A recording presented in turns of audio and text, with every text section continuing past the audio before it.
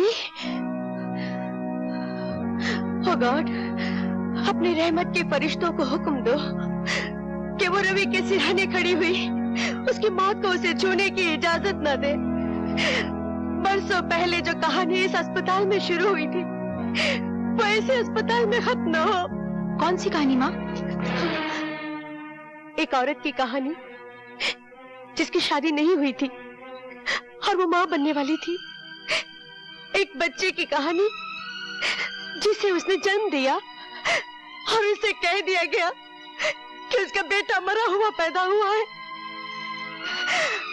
रवि वही बच्चा है जिसकी जिंदगी मैं आज अपने गॉड से मांग रही हूँ। मगर इसकी माँ कहाँ है? ठाकुर प्रेम सिंह की पत्नी सावित्री ही रवि की माँ है। किसकी मंगल कामना करने जा रही हैं आप? मैंने पूछा, किस पति की मंगल कामना करने जा रही हैं आप?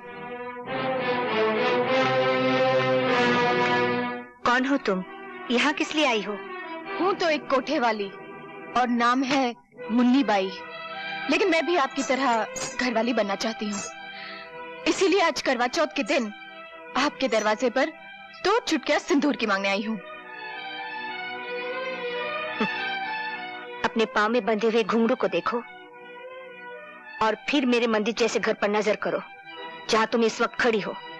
आप भी अपने गले में पड़े हुए खानदानी 9 लखे हार को देखिए जो आपके बेटे राजेश ने एक दिन मेरे गले में डाला था, और फिर इस सुहाग के जोड़े पर नजर डालिए जो आपका दूसरा बेटा रवि खुद मेरे पास लेकर आया था। मैं आपके पास आज इसलिए आई हूँ कि आप अपने दोनों बेटों की शादी मुझसे करा दें। विश्वास रखिए, मैं उन दोनों की जिंदगी स्वर्ग बना दूंगी। चुप हो जाओ, शर्म नहीं आती तुम्हें ऐसी बातें करते हुए? मुझ जैसी बहू को 2 शादियां करने में शर्म कैसी, जब आप जैसी सास को शर्म नहीं आई एक शादी के बाद दूसरी शादी करते हुए? क्या बकवास कर रही हो?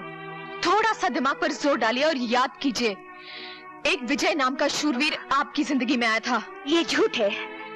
तुमने और विजय ने चुपचाप शादी कर ली थी, क्या ये भी झूठ है? तुम्हारी एक औलाद भी हुई थी, क्या ये भी झूठ है?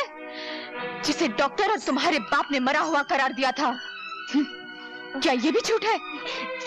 क्या चाहिए तुम्हें? सबसे पहले मुझे ये खानदानी 9 लखा हार चाहिए जो अब भी आपके गले की शोभा बना हुआ है, और फिर वो तमाम जेवर चाहिए जो आपने अपने आने वाली बहुओं के लिए तिजोरी में बंद कर रखे हैं। खबरदार मुन्नी बाई, अगर इस हार को हाथ लगाने की कोशिश की तो तुम्हारे हाथ काट दूंगा। जिनके घर शीशे के होते हैं वो दूसरों के घरों पर पत्थर नहीं फेंकते ठाकुर साहब। अगर हाथ काटने ही है तो अपनी बीवी के काटिए जिसने आपकी नाक कटा रखी है, जिसने आपको धोखा दिया है। निकल जाओ यहाँ से।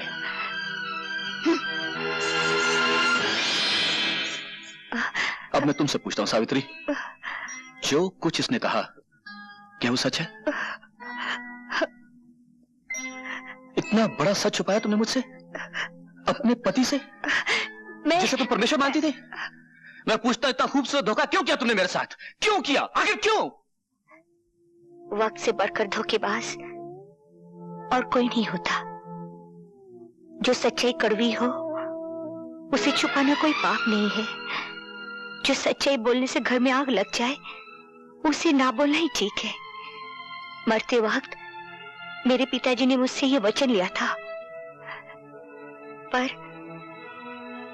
पर आज जब आप सब कुछ जान गए हैं तो और एक सच्चाई भी जान लीजिए। मेरे स्वर्गीय पति की संतान रवि है।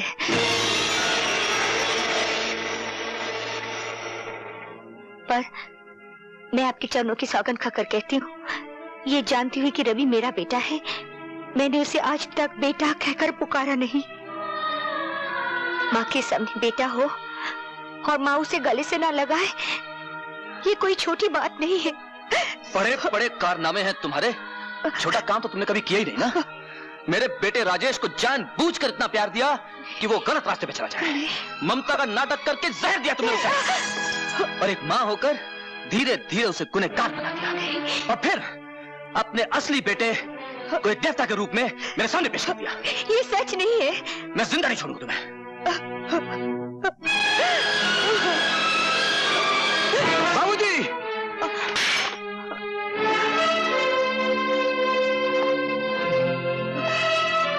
उठो मां।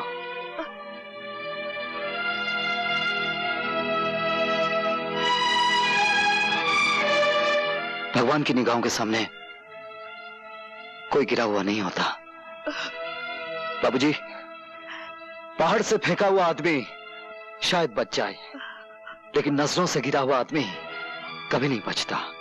और आज आप मेरी नजरों से गिर गए। रवि, मैं इतना ऊंचा नहीं सुनता कि गिरे हुए आदमी की बात ना सुन सकूं। मेरी मां कितनी महान है, आपकी मर्यादा रखने के लिए इसने कितना बड़ा त्याग किया है। कोई मां अपने बच्चे से दूर नहीं रह सकती, लेकिन मेरी मां ने वो करके दिखाया है कि सारी नारी जाति को गर्व होना चाहिए। नीच कमीने मेरे ही टुकड़ों पर पलता और मुझसे ज़बान लड़ाता है। अगर तूने जलील औरत की हिफाजत करनी, बाबूजी, अभी तक इस हाथ ने आपको बचाने की कोशिश की है, क्योंकि वो मेरा परम धर्म था। लेकिन मां पर अगर किसी ने हाथ उठाया तो यह हाथ मां के बेटे का फौलादी हाथ बन जाएगा, और मां की हिफाजत करना मेरा परम धर्म होगा। चलो मां। नहीं रवि, मैं इन्हें छोड़कर कहीं नहीं जाऊंगी। मैं इस घर में डोली में बैठ कर आई थी, अब तो इस घर से मेरी मिट्टी उठेगी। मेरे लिए तुम मिट्टी ही हो, जब चाह उठ जाओ। सुना मां, लेकिन मेरे रहते हुए उन लोगों की मिट्टी उठेगी जो तुम्हारी मिट्टी खराब करना चाहते हैं। चलो।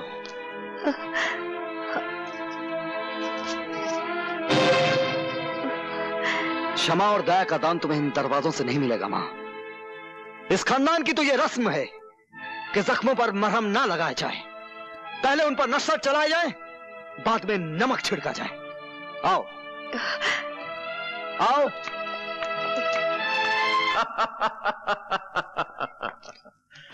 शाबाश मुन्नी भाई, शाबाश।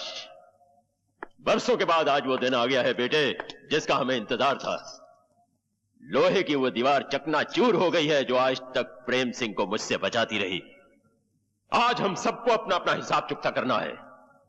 तुम्हें अपना हक मांगना है अपने बाप से, मुन्नी बाई को अपने घायल प्यार की कीमत मांगनी है रवि से, और शक्ति सिंह को अपनी मोहब्बत की खातिर अपनी जान की बाजी लगानी है, और मुझे अपनी नफरत की आग ठंडी करने के लिए प्रेम सिंह का खून पीना है। और राजेश, आओ मेरे साथ, हम दोनों की मंजिल एक है। और तुम शक्ति सिंह मेरे साथ आओ। अगर तुमने रवि का किस्सा तमाम कर दिया तो मेरे तमाम इनकार तुम्हारे सामने हथियार डाल देंगे।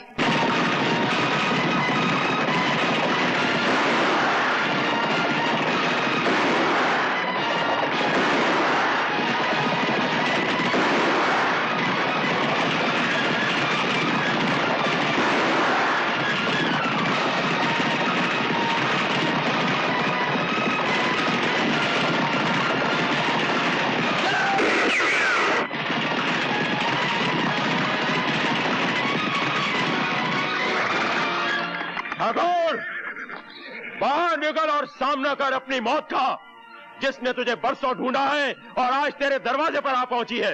ये क्यों नहीं कहता कि तू खुद मौत के दरवाजे पे आ गया है?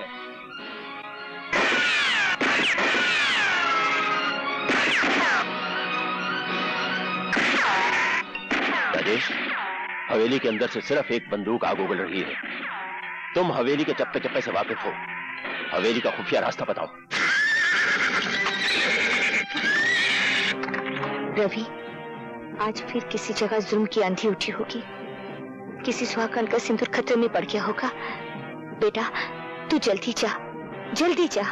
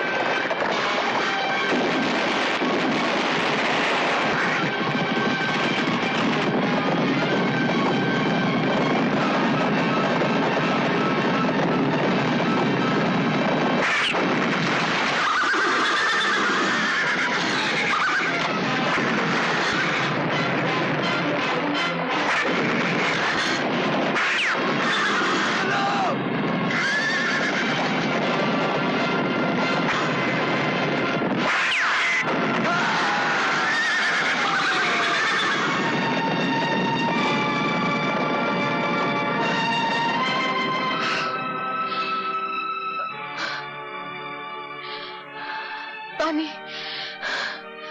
पानी पानी